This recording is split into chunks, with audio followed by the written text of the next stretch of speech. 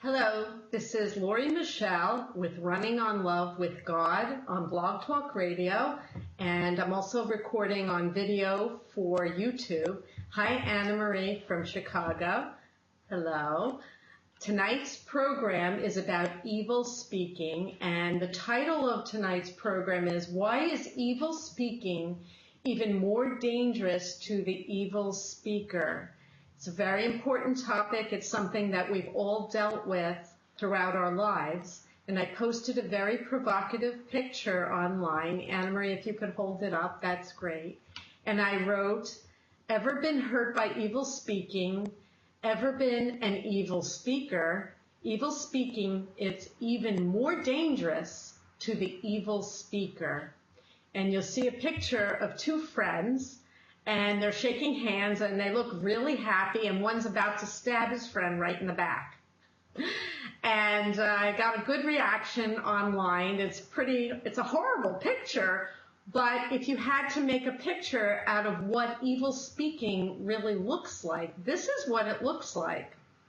So Anna Marie, you're going to have a lot of questions for me about this topic, but it's something that has haunted me since I'm a little girl. People gossip, they spread rumors.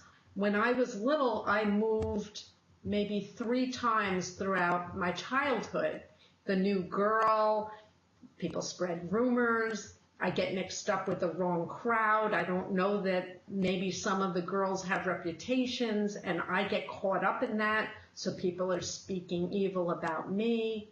It's terrible. But as you get older, it seems that as adults, we don't outgrow that behavior. And sometimes I've seen myself, I've been in hair salons getting my hair cut, and the lady cutting my hair starts talking evil about her other clients. And then I wonder, wow, is she doing that to me when I leave? So it has a very bad effect, but it's even deeper than that. And back in the Torah, there's a story about Miriam speaking evil about her brother Moses, and God striking her with leprosy because it's that awful.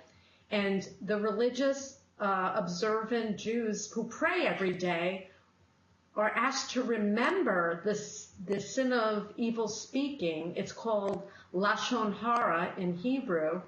That what Miriam did, what God did to Miriam for speaking evil. So they're asked to actually remember this every day. It's a very deeply serious sin. So with that, I'm going to open the floor to you, Anna Marie, and ask questions. Okay. This is a serious sin, but to me it's also a baffling sin, because it's very easy to recognize evil speak. If you hear hate speech, you can realize, okay, that's going to be very harmful. But what about if I'm just like at a party and I make fun of somebody's outfit when the person doesn't hear and can't possibly hear? Is that harmful? Well, yes. Any kind of making fun of someone or being disparaging, saying it to someone else is evil speaking, and it's dangerous. And there's spiritual reasons why. If you want to know the deep reason why, is that it looks like it's just you and me, Anna Marie, talking. And of course, this is broadcast on Blog Talk Radio. But if this was a private conversation, in our world, in our physical world, it looks like we're just friends having a conversation and no one else is listening. But that's not true.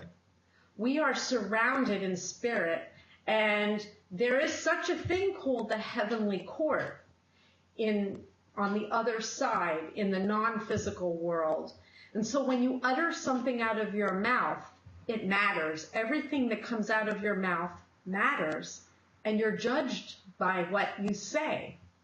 So there are many laws about what you can and cannot say about someone and what is considered evil speaking, because it is so dangerous. You're acting like judge and jury of another person, and you're luring someone else's opinion to go down about that other person. It's very dangerous. Okay, but what if you're just cracking a joke? What if you don't have any kind of bad intention or harmful motivations? You just think something's funny, and you know the other person's going to think it's funny, and so you make a joke about it. But would it be funny to the person that you're speaking about? No, but they wouldn't hear you. But as I just mentioned, there are others who hear you, and the person who's listening to you is hearing you, and you're getting a jolly and laugh at someone else's expense. That's evil. I can't tell you that we're all perfect and we've never done this. Since we're little, this gossip and things like this, it happens. But what I'm here to point out tonight is, or for you, what time is it there? Is it morning still? I don't know. Or afternoon. It's that this behavior is very damaging, and it's something that's not acceptable, and these are the end of days where we need to get it right. So we need to be aware that this behavior is not acceptable to God himself, and it's something that's very dangerous. And when you engage in speech that is demeaning, even if it's in jest, and it's demeaning to someone else, I have to ask the question, why? Why does someone feel the need to laugh at someone else? Does it make you feel better or elevated about yourself? If someone else is funny looking, does that make you prettier? Usually, and I'm not saying this about you, Henry, God forbid, but usually when you have to knock someone down, either in jest or joking, it's something that's missing in yourself. Because it's an elevation. People ride someone else. They're condescending. They rank people out to knock them down so that they're puffed up. It's a source of, it comes from low self-esteem. Okay, political ads are full of evil speak. Are the writers of those ads in trouble for doing that, or is it part of their job, and so they get a pass? Which writers? I didn't hear the beginning. Oh, political ads. Anybody who writes political ads, the ads are always full of evil speak. Yeah. Well, I haven't thought about that. Hashem just said politics is extremely dirty. Yes, and he says, we know that. Well, no kidding. And he says it's not okay. It's not okay. And in a perfect world, which God willing one day we will experience, politics or running for office, I'm asking right now, will there be politics? I'm hoping there's no such thing anymore because I can't stand it. There'll be government officials, there'll be elected officials, yes. But in a perfect world, someone will stand on their record and their beliefs and their record. They won't have to diminish someone else to elevate themselves in the eyes of the public. It's very negative. Okay, what about if you speak evil of evil? What if you're calling out evil, but you happen to engage in evil speak in the process of doing it? You're actually obligated to do that. You're actually obligated to do that. The laws of evil speaking, I'm not an expert on the laws. As a matter of fact, someday Hashem has told me that this will be spoken about in an open forum with people who are literally experts and have written books and studied this specific subject. There are entire books written about this. But when you see someone doing evil, or for example, if you know that a friend of yours is about to go into business with someone who is a cheat and a liar, you're obligated to tell them and save them from that. So is that evil speaking? No. But you have to be very cautious and understand what are your intentions and why are you speaking about this, and are you saying something that's untrue about someone else to defame them and draw someone else away from them. What is your intention in what you're speaking about? There are many situations where you're having a problem, let's say in your marriage, and you want to talk to someone. Is it evil speaking to go to your best friend and say, my spouse is driving me crazy? There are times when you have to confide in people, but what's in your heart and what's in your intentions as you speak about that person and the forum. Okay, so when does a difference of opinion become evil speak? A difference of opinion, meaning, I'll need an example. Well, okay, if you're having an argument with somebody, how do you argue without crossing that line into evil speak? Is evil speak only when you're, okay, is it only when you're like calling names to somebody else, or when you're doing a direct attack on a person? I think what would be more helpful, let's use specific examples. So let's talk about an argument. Okay, well, here, I'll give you... You want to hear a good one? When it becomes evil speaking? Okay. I was having what I thought was a friendly debate. I won't tell you the topic because that'll take us off into an entirely different program. But it was about a law, one of God's laws. And I said that anybody who does blank, and I won't tell you what it is. I can't because it'll change the conversation. Anybody who does that is sinning against God. And it's something that many, many people do. And the person replied, well, then you agree with Hezbollah. You're just like Hezbollah.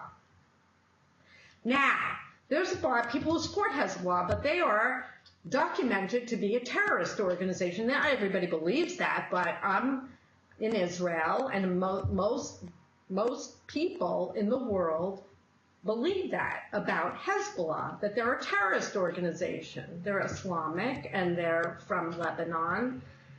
And I said, but he was being inflammatory. He was trying to take a knife and go, you're a terrorist, you're a Hezbollah, right? And he was using this group and calling me to my face. He was being very inflammatory. And I said, are you kidding? He said, no, you're just like Hezbollah. So you know what I said?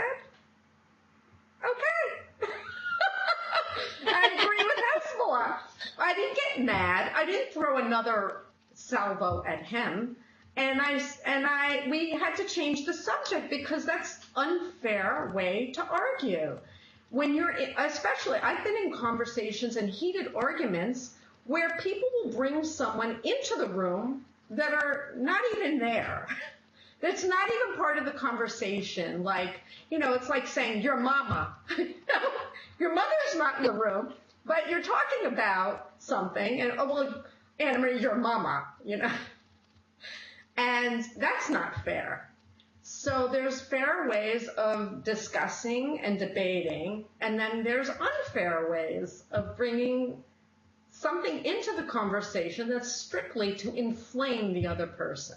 And yes, that's evil speaking, to incite. Okay, that was a perfect example of what I was asking in my question. But now in your opening, you said that it's more dangerous to the evil speaker than it is to the person that you're speaking to. So let's use your example. How was that dangerous to that person who said that you agree with Hezbollah? How was it more dangerous for him? Yeah. Well, he's judged more seriously than I am. I didn't do anything wrong. He's the one speaking evil. And look, just by example, what happened in the Torah when Miriam was inciting people to be against her brother, Moses. He was stricken with leprosy. But what did Moses do? Moses pleaded, please heal her, please forgive her. He was very forgiving and very humble. But look how dangerous, and let's use that example. It's a real example in the Torah. God willing, people believe that the story is true. He says it's absolutely a true story. She was gathering people and turning people against her brother, he was the leader. He was the leader of the Jewish people in that period of time. And so he was going to be diminished in everyone's eyes and lose their respect. It was terrible what she was doing. That's not okay. So it's much more egregious. It's hurtful to the person being spoken about. But what does it really say about the person who's engaging in it? Right. Okay, so are the laws against evil speak, are they derivative from the second commandment? You know how we're not supposed to take the Lord's name in vain? Does this kind of follow on to that, or is it a totally separate thing? He says it's separate. It's Okay. not the same. Okay. I don't think I need to go further. Okay. Now I will give you an example from my life this week. I received an email from someone where the writer wrote, "Wear your team colors," and the writer spelled it W-H-E-R-E. So you get that? Wear your team colors. I'm not hearing it well. So she said, "Wear your team colors," but she spelled the word "wear" W-H-E-R-E. Okay? Ah. Yes. Okay, so I sent that to another friend, and I wrote, "Oh, I wish you were still on these mailing lists so we could be snotty together." And she wrote back, "Thanks for sending it. You brightened my day in a nasty sort of way." We were just having fun. Were we evil speaking? Okay, so you received a typo from a friend. It was a spelling error. That wasn't a typo. It said, she spelled it W-H-E-R-E. Yeah. Right. And you sent it to another friend, a different friend, and said what?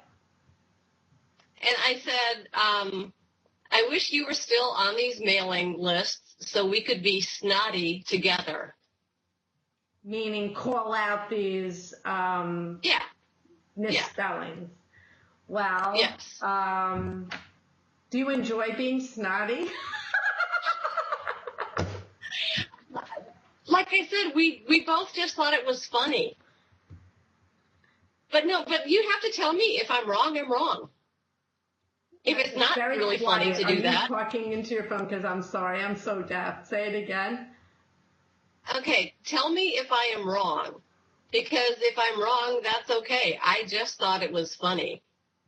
Oh, you thought it was funny. Well, you didn't really say anything about the typo. You were calling, the misspelling. So I don't see the relationship with the misspelling and sharing it with another friend and saying, "I wish we could be snotty together."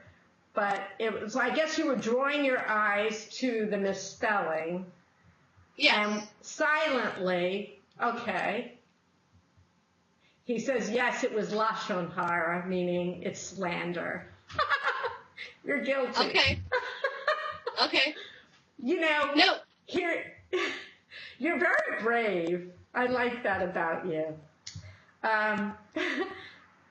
He says you can commit evil speaking with simply a physical gesture.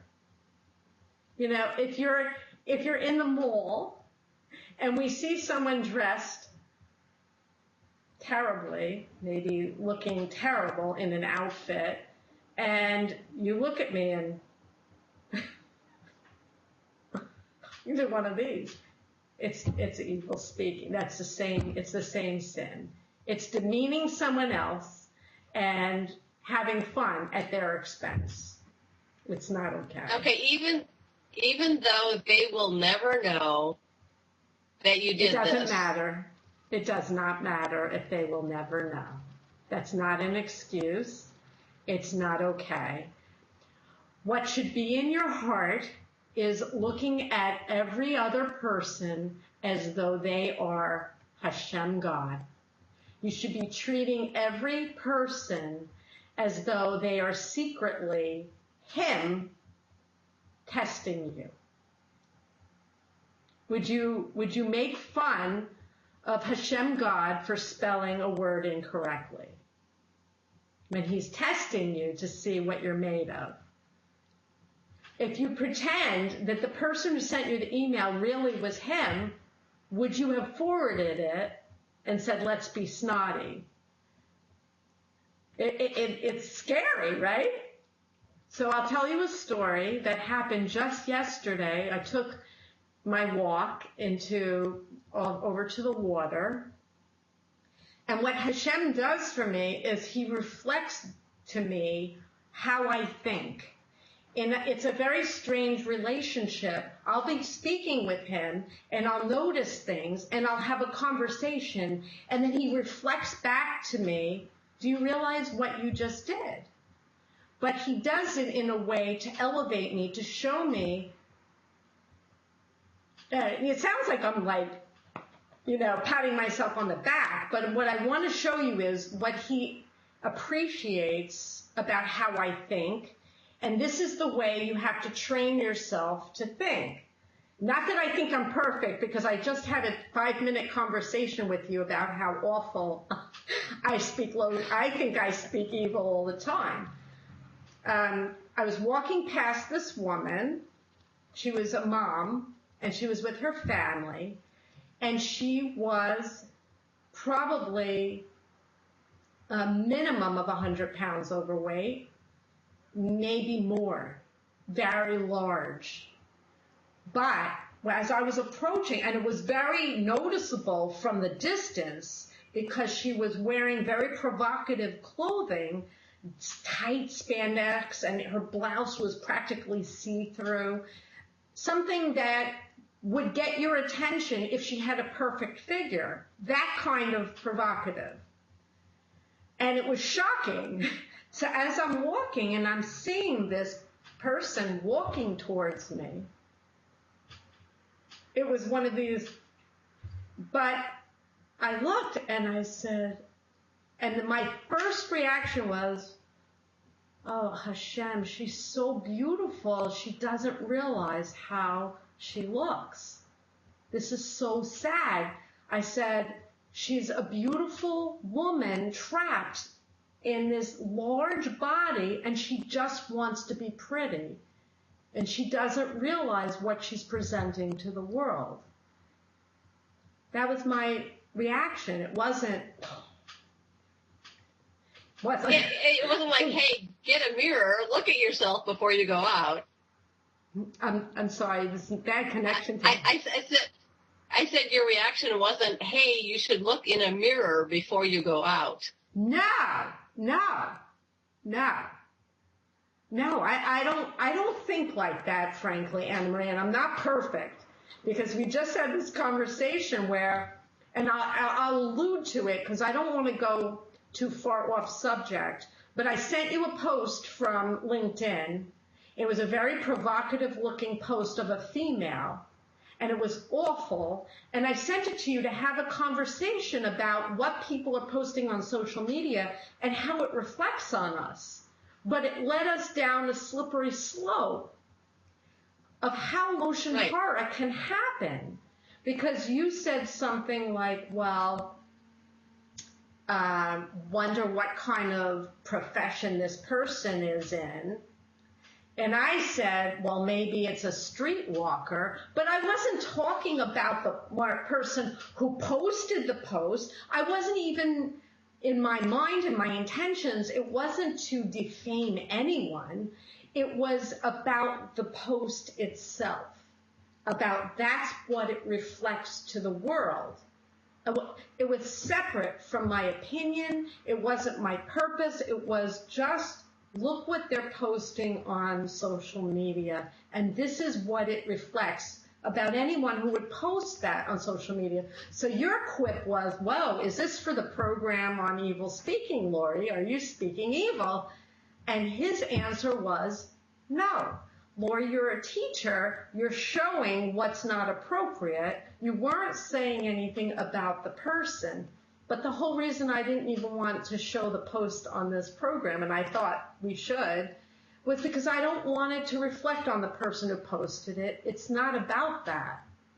That whole conversation was about an entirely different story, but you can see how evil speaking can mushroom into some hideous, all of a sudden someone's calling someone a prostitute, and I wasn't. But now you go and repeat that to someone else. Oh, Lori called so-and-so. You see what happens? Right, but so then it sounds like comedy gets a pass. If you're, like you and I, we were just having a funny conversation with that. So if you're not speaking directly evil about a person and you're just making kind of a crack like you did about the streetwalker and it's funny, then is that okay? He says it is, but I have to say something.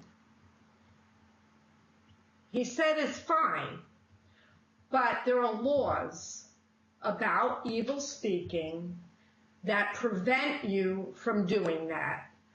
Well, this is going to be a case of do as I say, don't do as I do. You know why? Because I have zero negative intention about making fun of any person.